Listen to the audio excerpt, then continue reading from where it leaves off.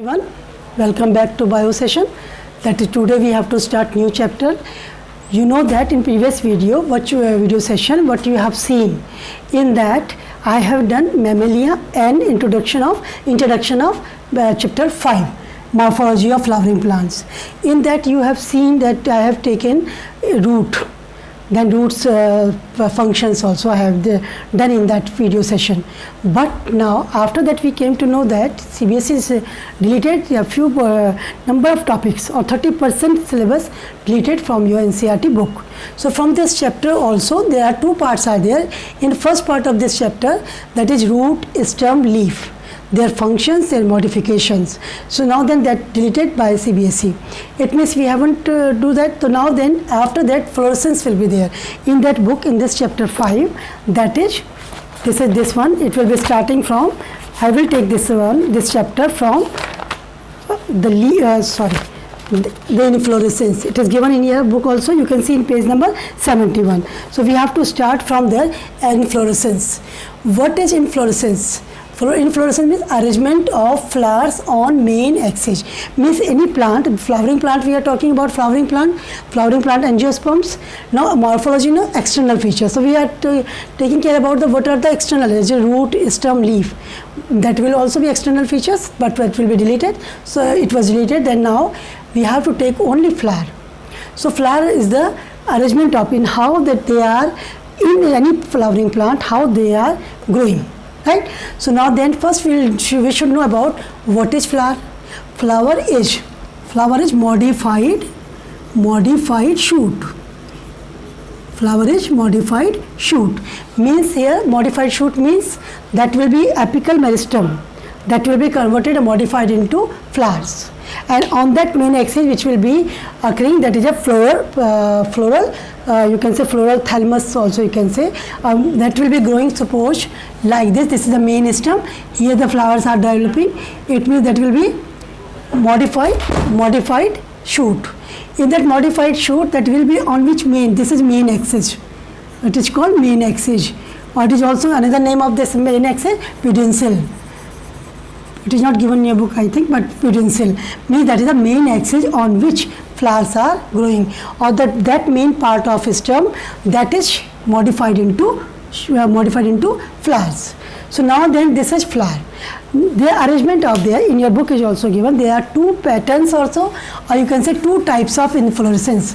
Means that is two types or two ways that by which the flowers are arranging in a flower, right? So that those two are, first one is a racemose,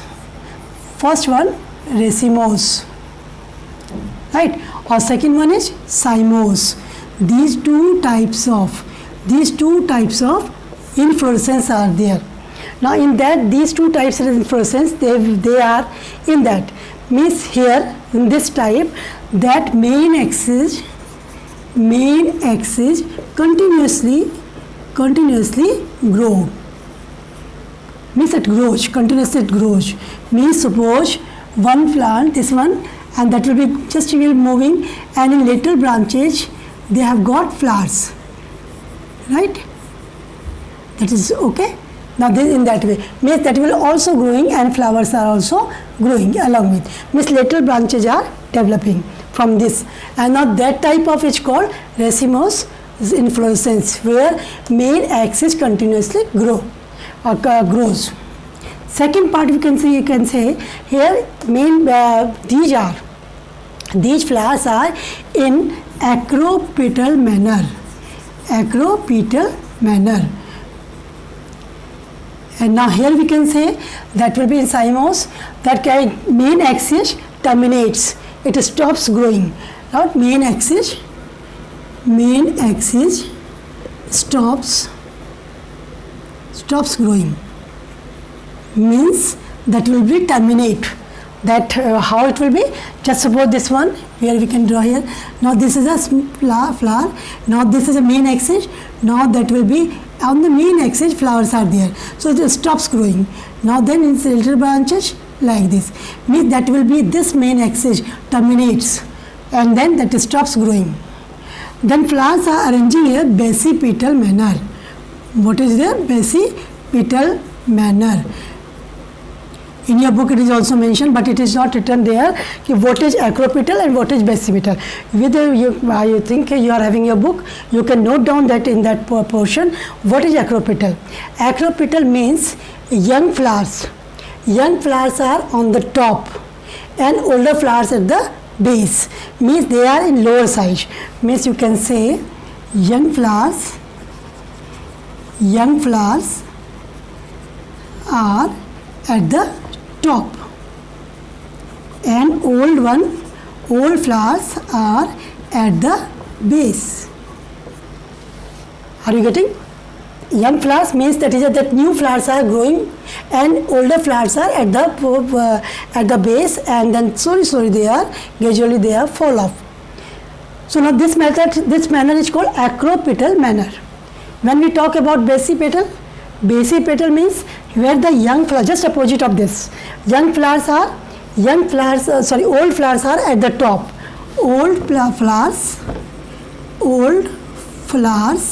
are at the top and young flowers are at the base, or you can say lower side. Means here that will stop growing, that will terminate, so the new flowers are rising in there. Means the new flowers are at the base or lower side and old flowers are upper side, right? This is called basipetal manner. Means young flowers are at the base, basipetal manner, right? So these two are the inflorescence. Now when we talk about this after inflorescence, we have to talk about the floral parts, right? Now then here we will talk about floral parts. Floral parts, first of all we should know about floral parts. Means they are mainly four. They are floral parts. In these floral parts there are four types. That is called calyx. This is corolla. Third one endoecium, and fourth one gynoecium. Means calyx are also known as sepals, right? These are petals and these are male, or you can say stamen. That is a new term for you, that in this class you have endoecium and gynoecium, that is stamen or that is pistil. In class 10th already you have done, but new names are there. So now then this one, sepals, petals, stamens and pistil, right? These are the four parts. First we should know about before the discussion of these, before the explanation of these parts, we should know about the type of flower. What type of flower? Means maybe that is bisexual, right? And unisexual. You know about bisexual and unisexual? Means if both male and female parts or stamen, pistil or endoecium and gynoecium in one flower, that time that is called bisexual flower. Now when only one is present, either male stamen is present only or maybe pistil is present only, so then that is called unisexual. When in that there are two cases, if only one stamen is present or endoecium is present, only endoecium is present in one flower, so that flower is called staminate. What is it called? Staminate, right? That is only, you can say, male flower. That is also known as male flower.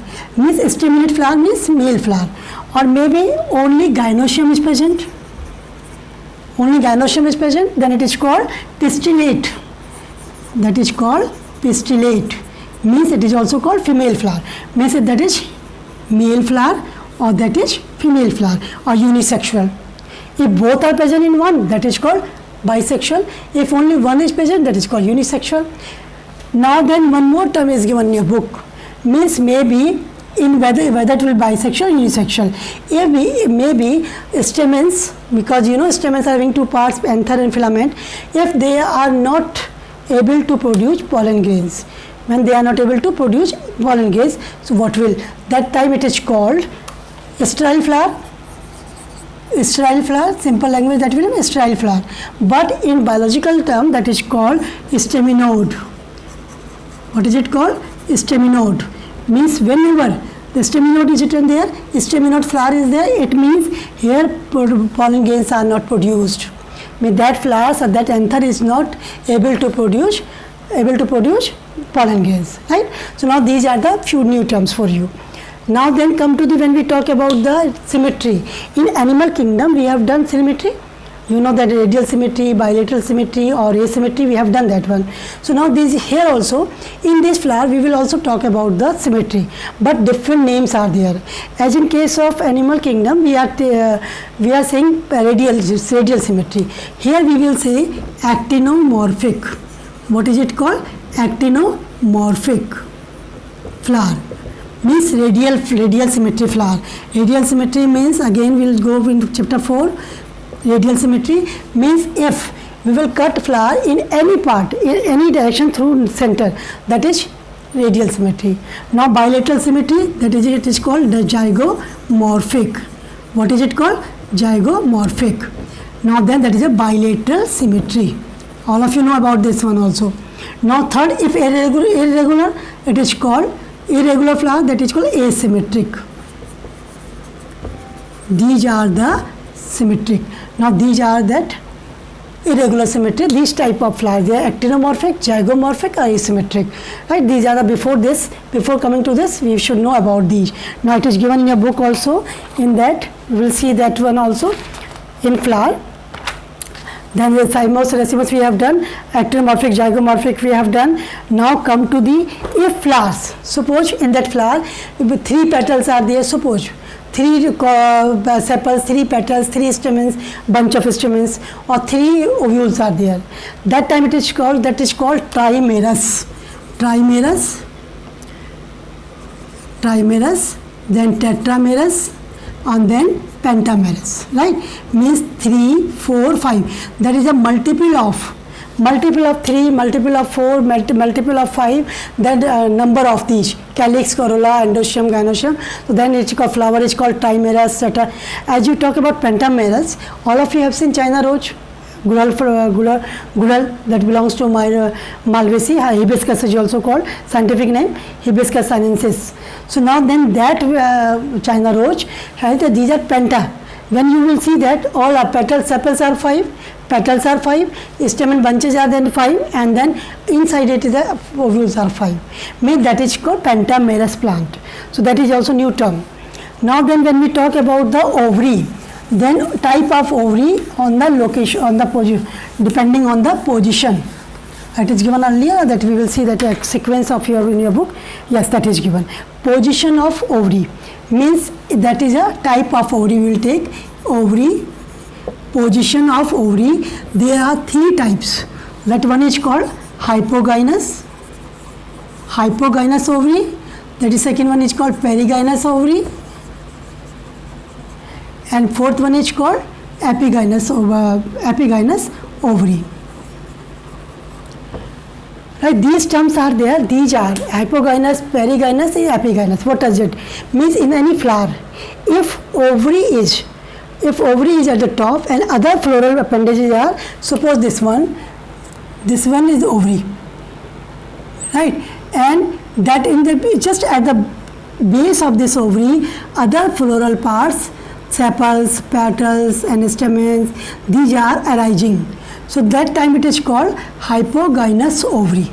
Means ovary at the top and other parts are just below. So then that is called hypogynous, or is also called superior ovary. What is it called? Superior ovary. Now when we talk about perigynous, means neither top nor at the below or bottom. Means when these floral parts arising in the middle, may suppose like this. Means ovary just half of that top, half and down, bottom. This time this is called, that floral part is rising there like this, and now then this time it is called, this ovary is perigynous. Means perigynous, it is also called half inferior. What is it called? Half inferior. Now then the last one is the epigynous. In epigynous, that will be ovary will be at the base, bottom, and other floral parts are, means ovary this one suppose, and now floral parts are arising just above the ovary. This is ovary. So this is called epigynous, or at that time it is called inferior ovary. What is it called? Inferior ovary, right? So now these are calyx, corolla, endometrium, gynoecium. When we talk about this, so types of ovary then now we will start here from this calyx.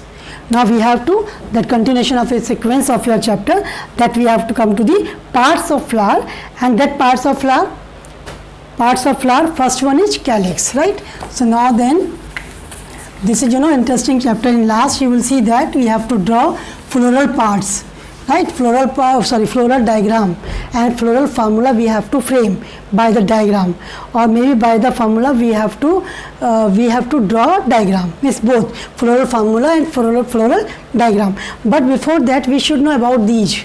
And as you know, in chemistry you are putting symbols for hydrogen H, for oxygen O. In the same way we are putting. So now that one calyx will represented by K, right? And we will framing a formula by this K. K means calyx, and that parts of that calyx are called sepals. Now corolla will be represented by C, endometrium represented by A, and gynoecium represented by G, right? These are the symbols for that. Now we will talk about the calyx and corolla, both are same.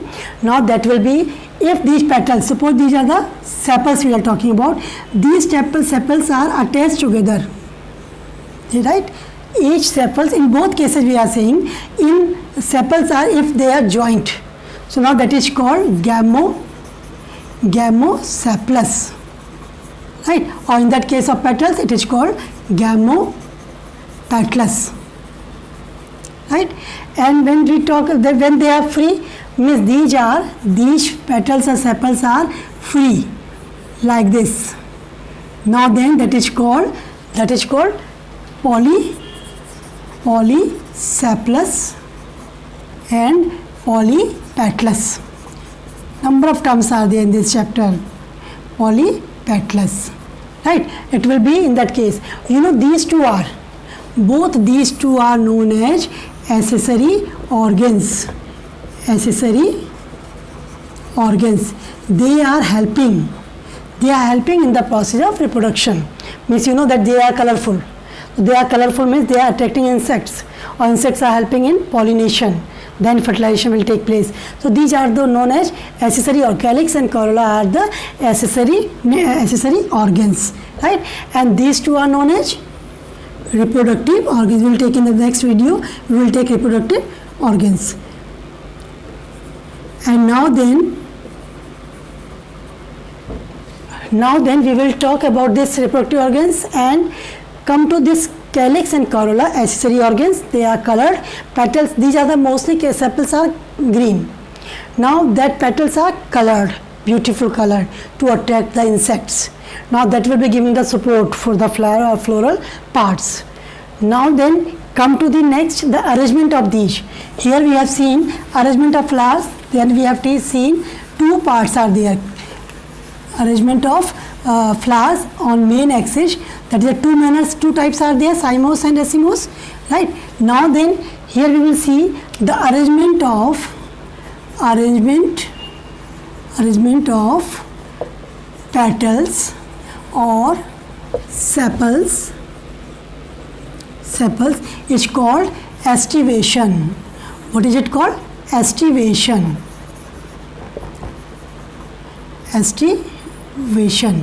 right? Means how they are arranging. So again these estivation, there are four types. First one is called velvet. What is it called? Velvet. Second one is called twisted. And third one is called imbricate. And fourth one is called vexillary. Means these are how these are arranged, how these petals and sepals are arranged. Simple, we are taking first of all velvet. Velvet, when these petals or sepals they are touching margin, not that will be fused together, not in overlapping. Means suppose this one is one petal, right? Now then next petal only touching in margin, right? So now that is called valvate. When we are diagrammatic, we can show that one. These are like this. Suppose one petal. Now only the touching with the margin, second petal. Now then third petal. Now then fourth petal. Now then fifth petal. This is only touching on margin. So this is called valvate. This type of aestivation is called valvate. Now when we talk about twisted is there, they are overlapping. Suppose this one petal is this, another petal is this one like this, right? And now then that will be again, means that is a definite, means same pattern in which they are overlapping each petal. Just suppose like this, when we are drawing like, means that is a one petal and another one like this one like this, and this one like this. Means here definite pattern, means that will be this one, this one, this one. You see that is in one direction they are overlapping. So that is called twisted. But when the imbricate, means when they are in a irregular means you can say that will be in irregular. In that case, that will be overlapping, but sometimes in this direction, sometimes in this. Suppose this one, right? Suppose they are like this. Now then second one overlapping like this. Now third one overlapping like this. Means that is not definite pattern. They are overlapping. It is their own manner. Means they are not in a definite pattern. That will be having a definite pattern, but that is not. So this such type of aestivation is called imbricate. Now we will talk about the vexillary. It's very important. In vexillary, it will be mainly, it is the example of pea plant. In pea plant, a pea flower, if you have seen, in that vexillary type of aestivation is there, that will be there 2, 1 plus 2 plus 2. Right? There are 5 petals. That 5 petals are how they are arranging in 5 petals. These are one is a larger one. One that will be larger one, means like this, one petal. Now then next two will be 1 plus 2. Next two is smaller than this large one, and then they will arrange like this. Now then next two is there more, that is a smaller one, smallest one. These two are smallest, then that will be inside it. Means that will be this one, larger one, it will cover the 2, and that 2 will cover the smaller one. So now that type of is called auxiliary, means that is larger one. Suppose this one, this is a one petal, right? Suppose one petal is there. Inside it, the 2 petals are there, like this. Means that larger one covering this one. Now then, and in that one, again then 2 will be covered by this one. Means here 1, this one, these 2 are, and these 2 are, right? 2 plus 2 plus 1 means 1 plus 2 plus 1. So larger one is known as standard, right? That larger one is called standard, and that this proper formation is called keel. This formation is called keel, or these are smaller one, that is called wings. Means here this one is called standard, and these two called wings, right? Means that will be the special, means that is a special. Otherwise they are simple, one touching marginal, they are overlapping in a definite pattern, and that will be in irregular pattern. They are overlapping but irregular. So now then, and vexillary, here vexillary 1 plus 2 plus 2 means that will be larger one, then larger one covering the next two petals, and then next 2 petals will be covered by the second one. So now then that formation is called keel, and now that will be that larger one is called, larger petal is called standard. These 2 are called wings. This is a special arrangement of a special aestivation that is called vexillary, right? So this is about the morphology of floral parts. Now the next one is that these are the accessory organs. Now next one we will take the reproductive organs, which we will see that one. Here we will also take in that we have taken that one, this one. These are the features. First, you see that these are the first one is the valvate, touching the margin only. The second one is the twisted, but in a definite pattern. Just you will see carefully. Then you can see that is a systematic pattern. third one, that is a irregular. That is a someone is overlapping, someone is under some other upper. It means that will be, that is called, what is it called? Imbricate. And this one is a vexillary, that is a just larger one. The two are covered by this larger one, and smaller two will be covered by this smaller one. So now then these are, this that is called imbricate, and that is found in pea plant, mainly vexillary. So now then you will go through that, and you will have to learn the examples also, which is given in book. Now you will read, and I'll ask question, because I'm not telling you this time, because you know which one is found where. And you can just, any flower, if you see in surrounding areas, you can just note down and then see that what type of pattern is there. It is twisted, means any flower, any wild flower, whatever is available, just you will go through that, whether these petals are showing these such patterns or not. So then it will be more clear when you will practically, you will see those flowers, right? So now then, till now what we have done, we have started floral part, then we have done inflorescence, arrangement of flowers on main axis, then we have done what we have done. Then second one we have started the floral types of flower, means actinum, that is a bisexual, unisexual, style flower, staminode, male flower, staminate flower, female flower, pistillate flower.